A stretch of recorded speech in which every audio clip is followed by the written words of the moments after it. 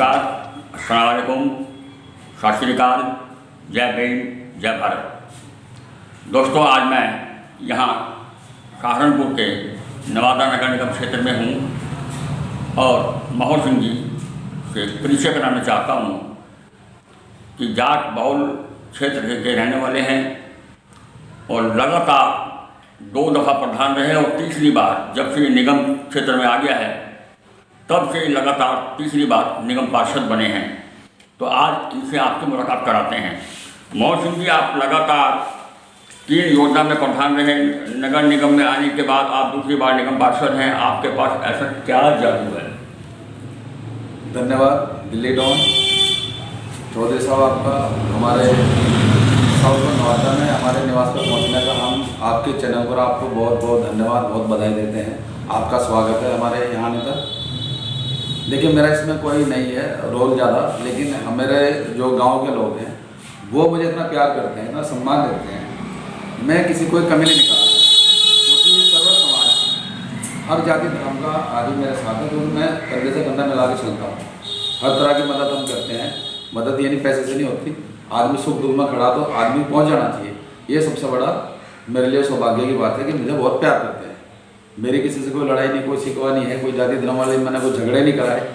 बड़े प्यार से हम पूरे समाज को 36 बिरादरी मेरे गांव में रहती हैं, हम सभी के साथ सुख दुख में शामिल होते हैं। मेरे गांव के लोग बहुत अच्छे लोग हैं और बड़ा सम्मान करते हैं, हम उनका सम्मान करते हैं। आपस में हमारे यहाँ कभी कोई जातिवाद झगड़ा नहीं हुआ या बड़ा प्रेम है। मेरे तो परिवार के लोग। यही आपका जादू है। आप पहले बसपा में थे, वर्तमान में आप भाजपा में हैं। दोनों में क्या अंतर महसूस करते हैं? देखो, सरकार कोई भी हो, बसपा हो, भाजपा हो, कांग्रेस हो, सरकार चाहती है कि मैं अच्छे से विकास करूं। लेकिन कई लोग जो नीचे धरातल पे हैं वो बड़े नेता को गुमराह कर देते हैं और वो सही पोजीशन ऊपर हमारे जो मुख्यमंत्री बनते हैं, बड़े मंत्री बनते हैं, उनको नहीं बताते हैं। तो सरकार में यही अंतर होता है कि भाजपा सबका साथ सबका विकास लेकर चल रही है और इसलिए भाजपा में कोई कमी नहीं है, क्योंकि वो सम्मान भी करते हैं, सम्मान देती भी है। हमारे बाबा साहब के उन्होंने 5 तीर्थ स्थान बनाए हैं बाबा साहब के नाम के, क्योंकि अभी पीछे नारा था कि भाजपा तो संविधान खत्म कर देगी और आरक्षण खत्म कर देगी, लेकिन ऐसा कुछ नहीं है। और जितना सम्मान भारतीय जनता पार्टी बाबा साहब को दे रही है, हमारे समाज को दे रही है, इतना किसी ने नहीं दिया, बल्कि कांग्रेस ने तो आज तक गुमराह करके रखा है। लेकिन भारतीय जनता पार्टी ने हमें जागरूक किया और हमारे बाबा साहब के पंचचित्रों को उन्होंने करोड़ों करोड़ रुपए लगा करके हमें सम्मान दिया। ये फर्क है भारतीय जनता पार्टी में। एक बात और जानना चाहूँगा कि आप दलित समाज से हैं, फिर भी आपको दलित समाज से वोटों का प्रतिशत बहुत कम मिलता है, जबकि ये जाट बहुल क्षेत्र है और जाटों का आपको पूरा समर्थन रहता है। तो इसके पीछे क्या कारण है? देखो, मैं नहीं सोचता इस चीज़ को, क्योंकि मेरे तो सभी प्रेमी हैं। मेरे समाज के लोग मेरा सम्मान करते हैं, बहुत ज़्यादा सम्मान करते हैं और जाट भी बहुत ज़्यादा सम्मान करते हैं। जो बिरादरी है वो सम्मान करती है। जाट समाज ये चाहता है हमारे गांव में कोई जातिवाद झगड़ा ना हो। हमें ऐसे व्यक्ति की जरूरत है जो सबको साथ लेके चले, भेदभाव ना करे, सबके साथ रहे।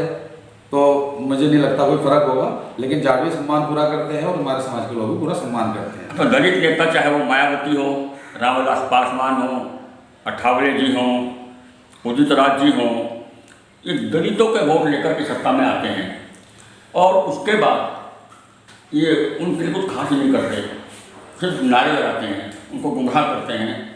ऐसा मैंने महसूस किया है। और एक बात और बताऊँ मैं आपको, ये जो SC एक्ट बनाया था मायावती जी ने जी, इससे समाज के अंदर विषमताएँ पैदा हुई, क्योंकि इसका दुरुपयोग हुआ। इस संबंध में क्या कहना आपका? देखो, वो भी हमारे नेता है, हमारे समाज के नेता है। हमारे समाज के नहीं, सबके नेता होते हैं जब कोई जीत जाता है।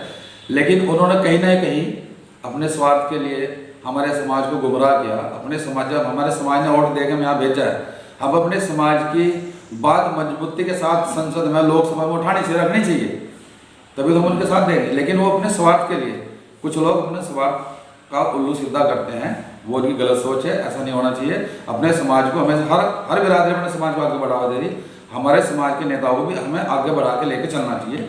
ये उनकी सोच गलत है, उनको अपनी सोच बदलनी चाहिए।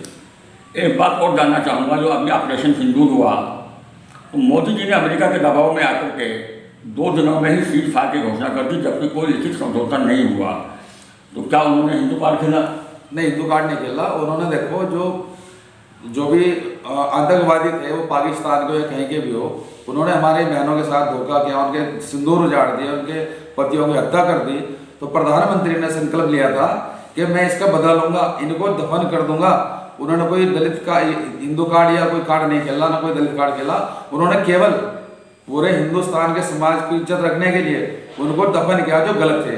उन्होंने बहुत अच्छा कार्य किया, उनकी सराहना करते हैं। प्रधानमंत्री जो कहते हैं उसको करते हैं और धरातल पर करते हैं। उनके औकात उनके घर में जाकर दिखा दी। प्रधानमंत्री जी ने उनको बिल्कुल दफन कर दिया। वो जिंदगी में अब कभी मुंह नहीं मारने के हिंदुस्तान के साथ। ब्रिटिश सरकार ने 1947 से पहले ही चमार बटालियन पर बैन लगा दिया था, क्योंकि उन्होंने भारतीय नागरिकों पर गोली चलाने से इनकार कर दिया था। ऐसे देशभक्त चमार बटालियन की बहाली को लेकर आज तक किसी बड़े दलित नेता ने आवाज़ नहीं उठाई। इसके पीछे क्या कारण है? नहीं, देखो, ये आप गलत कह रहे हैं। माननीय चंद्रशेखर जी हमारे समाज के हैं, सांसद हैं, नगीना से सांसद हैं।